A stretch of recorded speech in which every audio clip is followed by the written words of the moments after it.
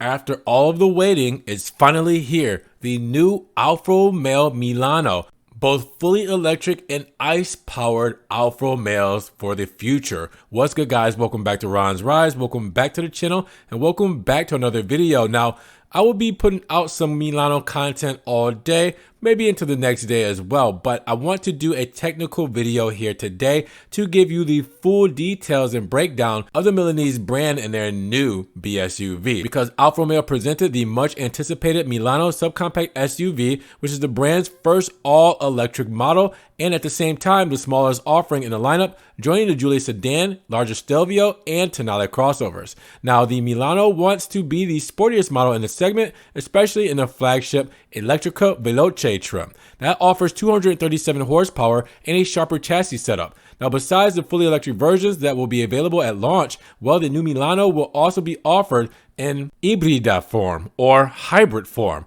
which features a mild hybrid powertrain, an automatic gearbox, and optional all-wheel drive. Now, this will be allowed by the flexibility of the Stellantis underpinnings, which is also shared with the Jeep Avenger and the Fiat 600 models. Now, the goal for Alfa Romeo designers for the Milano was to win over a new generation, adopting the latest styling language of the Biscione brand. And the Milano is about 90% different from what we've known from the Alfa Romeo brand when it comes to the intriguing design, complex forms, and aggressive detail. Now, the front end, there's a lot going on due to the elongated matrix LED headlamps, which are interconnected with slim intakes via dark trim.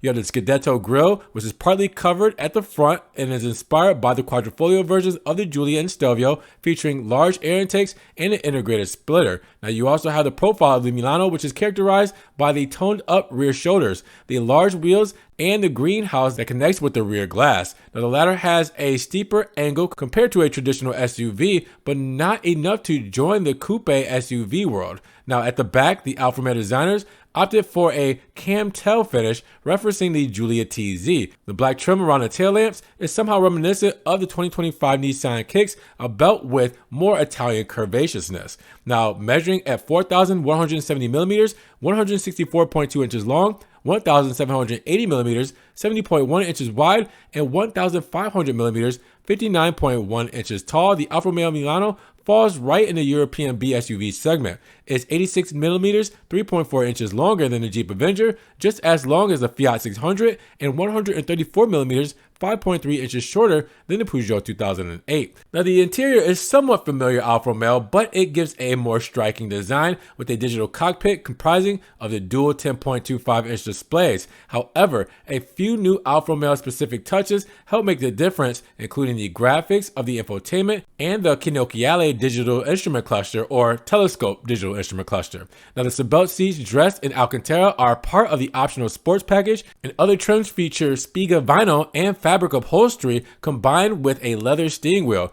Now, Alfa Romeo says that there is 400 liters or 14 cubic feet of trunk space or boot space, which is joined by a convenient cable storage compartment underneath the hood of the Elettrica. As far as the safety kit, the Milano is available with level 2 ADAS, similar to its rival some compact SUV models. Now, the 2024 Milano lineup will include of the Elettrica Veloce, and ibrida versions. Now, the Milano Elettrica Veloce is the flagship of the lineup, featuring a single motor with 237 horsepower, 240 PS, 177 kilowatts, matching the upcoming Abarth 600E and Lancia Y HF. Now, power is transmitted to the front axle with the help of a Torsen mechanical self-locking differential and a set of high-performance 20-inch tires. The Veloce's specific chassis setup includes the most direct steering in the segment with a ratio of 14.6. Now, the sport suspension has been lowered by 25 millimeters, 1 inch compared to other Milano models, and is combined with front and rear anti-roll bars. Finally, the front brakes have larger 380 millimeters, 15-inch disc, and 4-piston monoblock calipers.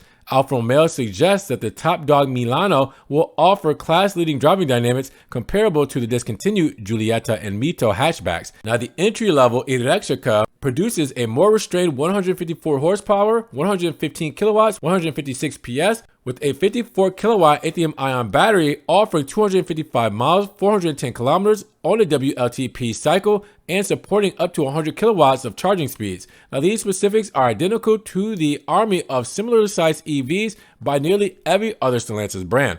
Now, the combustion-powered Alfa Romeo Milano Ibrida will be arriving in 2025, featuring a turbocharged 1.2-liter gasoline engine with 134 horses, 100 kilowatts, 136 PS, mounted to a 48-volt battery, and a 28-horsepower, 21-kilowatt, 28 PS electric motor integrated within the 6-speed dual-clutch automatic gearbox. Power will be transmitted to the front or all four wheels, similar to the upcoming Jeep Avenger 4xe. Now, unlike other Stellantis models, the Milano won't be available in pure ICE-powered form, meaning it won't come with a manual gearbox. And the company also mentioned the available Alpha DNA driving mode selector, but didn't clarify which Milano models are going to get it. Now, the Alfa Romeo Milano will be priced under 30,000 euros or $32,200, with leasing deals starting at under 200 euros, $215 per month in all European markets. Furthermore, owners of the Mito and Giulietta will benefit from special deals. Now, Alfa Romeo is also announcing a Milano Speciale trim, which will be available at launch with 18-inch wheels and a long list of standard equipment. The company will start accepting orders for both the Electrica Speciale and the Ibrida Speciale of the Milano tomorrow on April 11th in Italy, with other European markets to follow in the next coming weeks. When it comes to the USA, though, I don't think we're going to be seeing the Milano anytime soon, if at all. We'll have to hold our breaths on that one and see what happens. But with that said, what do you guys think? Is the hype real? Do you guys like Alfa Romeo's new design language they're moving forward with for the future? Keep in mind, the next Giulia and Stelvio will be based heavily on the next generation Alfa Romeo DNA stylistic designs. So with that said, you're looking at it probably here for the most part. So drop those comments down below. What do you guys think about the new Milano? And if you guys did enjoy the video, make sure you give it a big thumbs up, subscribe, and click the notification bell so you don't miss one video. And we will talk to you guys in the next one. Peace.